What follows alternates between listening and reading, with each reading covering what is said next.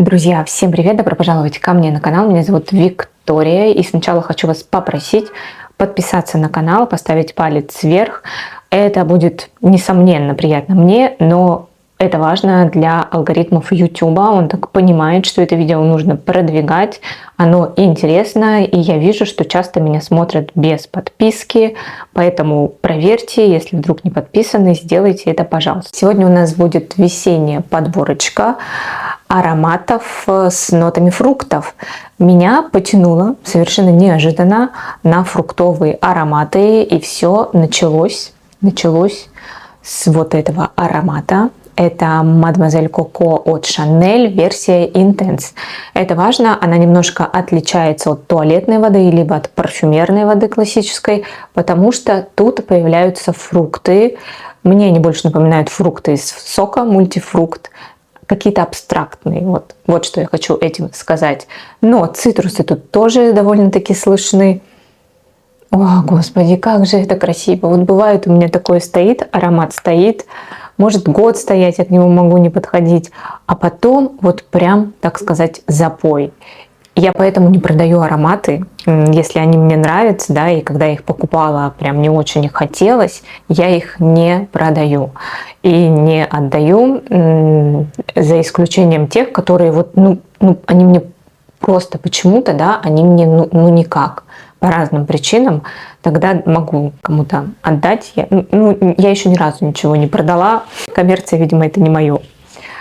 Так вот, вернемся к Мадемуазель Коко. Цитрусы, они тут довольно-таки мягкие, мне кажется, как раз за счет этих фруктов. Пачули, и я почему-то стала чувствовать в этих пачули даже какую-то шоколадность. Обычно у меня такого не бывало. И аромат мягче. Он мягче, чем классическая Мадемуазель Коко. Прям, ой, такой кайф, как-то меня потянуло. Масло, он от Сандбард. Мне его прислала Таня Шеремет. Пожалуйста, сконцентрируйся, камера. Угу, правильно. Оно, видите, такое замерзшее. Наверное, потому что у нас дома не очень тепло. Прежде чем его использовать, мне приходится его немножечко подогреть. Это для кожи, и написано, что оно для волос. И у него потрясающий аромат кокоса. И это вот, знаете, такое классное сочетание кокосового масла, которое продается в Таиланде, такого дорогого, вот самого дорогого тайского кокосового масла. Но здесь в ингредиентах написано, что есть парфюм какой-то ароматизатор и есть кумарин. Но аромат вот просто того самого масла. Не знаю, может и в него тоже что-то добавляют, но обычно там написано типа 100% кокосовое масло, без всяких добавок. И что-то в нем есть такое даже сладенькое, хочется его съесть. И я вот после нанесения этого масла наносила Мадемуазель Коко. Это такая красота, просто невероятная, очень красиво, очень. Аромат этого масла, конечно же, недолго держится на коже, но даже те несколько минут это потрясающе красиво. Ну и как вы понимаете, что когда ты на увлажненную кожу наносишь парфюм, он дольше держится. Погнали дальше. Дальше у меня рука потянулась к терракоте от Guerlain. Захотелось очень кокоса, очень прям потянуло. Но в терракоте есть жасмин, он довольно громкий. Мне даже сначала казался, что он индольный. Вот прям, когда я первые разы тестила аромат, я от него убегала. Я думала, господи. Но это обманчивое впечатление. Вот эта первая нота индольного жасмина, она уходит довольно-таки быстро, и потом аромат становится, лично на мне, он фруктовый, мне чем-то напоминает фруктовую жвачку, он запутривается на коже, и чувствуется кокос такой сладенький, да, это не вот кокос, как кокосовое масло, это не какой-то солоноватый кокос, а это вот такой, сладенький парфюмерный кокосик. Это и хорошо, но мне вот хочется прям вот такого кокоса, как в масле. Поэтому, друзья, если вы знаете такой кокос, обязательно напишите мне в комментариях. Я искала на Фрагрантике какие-то отзывы, но конкретно такого кокоса не нашла. Есть очень много такого типа, как крема для загара, кокос с белыми цветами, кокос диаре, с франджипани, с чем-то солено-сандаловым, но это все не то. Вот хочу кокос, как в кокосовом масле. Там есть соленая нотка, она должна быть в кокосе, но она прям минимальная, но есть сладость. Я хочу вот такое. Я не нашла. Если найду, обязательно вам расскажу. Но так как мне захотелось кокоса, я дальше пошла к Crystal Noir от Versace. И, кстати, знаете, я стала искать парфюмерную воду.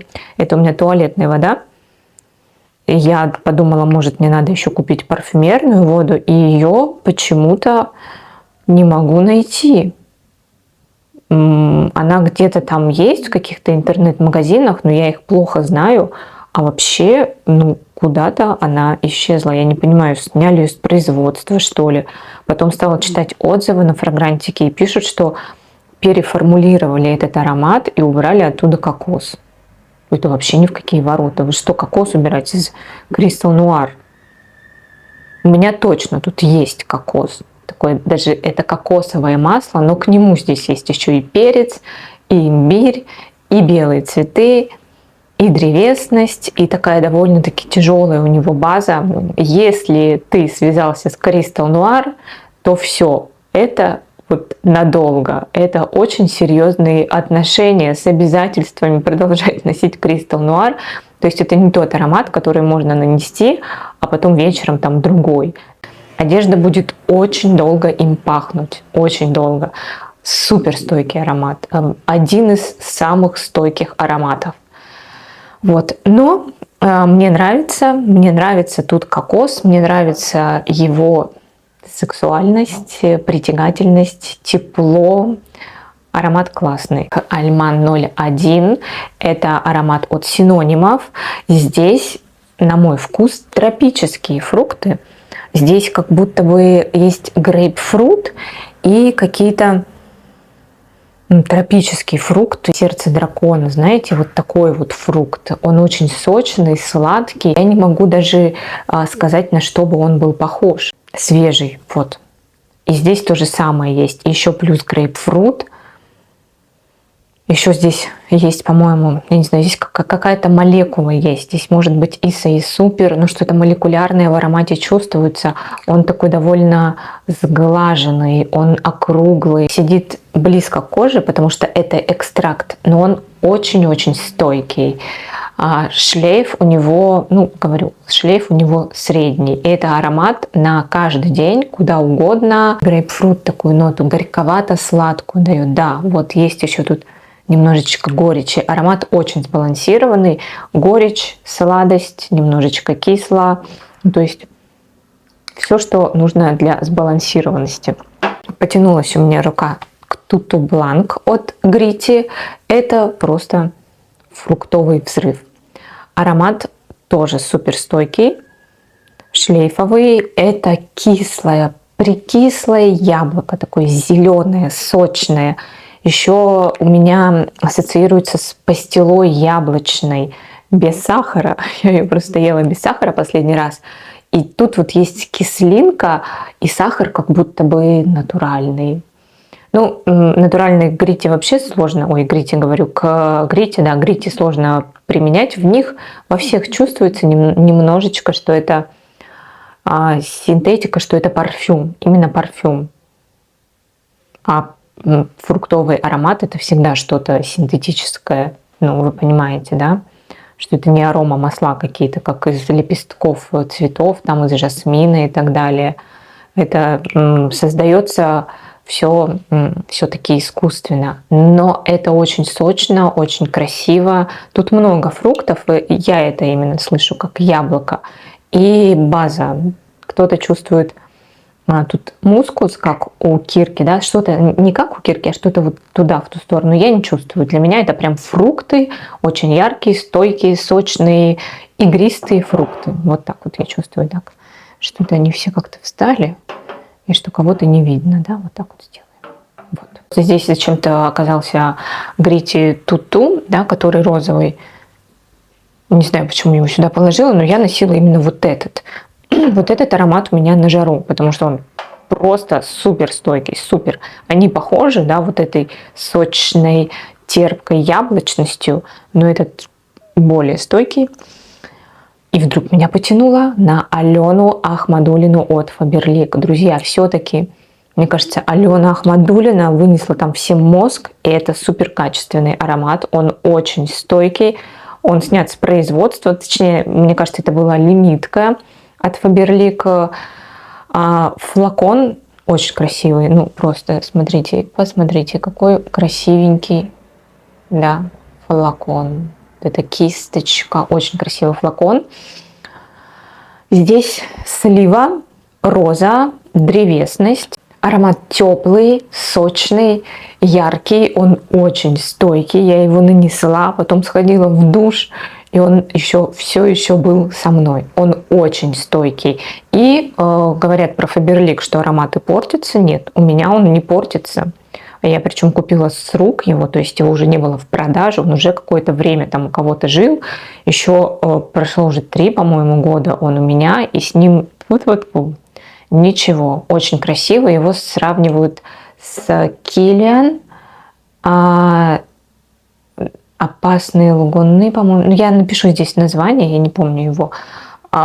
Не знаю, может быть и правда похож. Я тот аромат не знаю. Шамп-Элисе, Елисейские поля от Герлен. Есть такая нотка, она меня раньше отпугивала, такая ретро-нотка, но теперь она мне нравится. Как будто какое-то масло фруктовое. Я чувствую тут дыню. Хорошо чувствую дыню, причем такую вкусную, яркую, не какую-то водянистую, как часто она вот в аромате, я ее даже путаю с арбузом, именно потому что она какая-то водянистая, а здесь нет, именно взят аспект сладости дыни, ее медовости. Здесь есть как будто бы шампанское, здесь мимоза, цветущие сады, какие-то яблони цветут. Ты гуляешь в саду, просто в потрясающе цветущем саду, и ты просто соединен с этой природой. И попиваешь шампанское, тебе хорошо, тебе весело, беззаботно. Вот о чем для меня Елисейские поля. Потрясающий позитивный аромат. На весну это идеально. Для меня это прям 100% весенний аромат. Либо, опять же, мне иногда так грустно зимой, что я пользуюсь какими-то весенними ароматами, чтобы немножечко себе поднять настроение. Вот. Но это однозначно весна во флаконе. И последний аромат это Pulp от Byredo. Это, скажу вам, как в пирамиде написано. В пирамиде написано, что это красное яблоко. Но я почему-то чувствую здесь тропические фрукты. Возможно, из-за кардамона, да, в сочетании вот с яблоком. Дает он такой эффект. Кто-то говорит про какой-то мускус. Опять же, я не чувствую тут никакого страшного мускуса. Вообще мускуса никакого не чувствую. Для меня это сочные фрукты, такие почти на грани, переспелые, ты их ешь, у тебя течет сок, и ты где-то находишься в Таиланде. У меня этот аромат ассоциируется с островом, да, почему-то. Я знаю, что это делают шведы, что это вроде бы аромат самого севера Европы, но вот у меня ассоциируется с тропическим островом, тепло, жарко, специи, фрукты перезрелые и какой-то шум вокруг.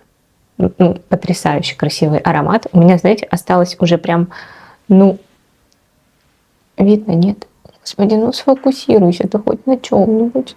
Короче, там совсем чуть-чуть. Я ей все время показываю, как будто это у меня пустые баночки, но он никак не опустеет. Я им продолжаю пользоваться очень редко. Я уже не понимаю, то ли экономлю, то ли что. Не понимаю, но я им пользуюсь. Возможно, меня просто редко тянет на фрукты. Хотя, судя по моим ароматам, фруктов у меня предостаточно. Так, вот, друзья, такая получилась подборка. Но это, конечно, не все фруктовые ароматы, которые у меня есть. Это вот именно те, к которым сейчас потянулась рука. Даже вот Versace, да, Crystal Noir, может, кто-то и не отнесет к фруктовым, к чему относится у нас кокос, к орехам. Но я его решила включить в эту подборку, потому что, ну, потянулась у меня к нему рука. Прям давно он стоял без дела, а тут захотелось. Решила с вами поделиться. Вот. Вообще, конечно, что-то как-то все расставила. Но столпилась. Ладно. Все, друзья, спасибо, что вы были со мной. Спасибо, что посмотрели это видео до конца.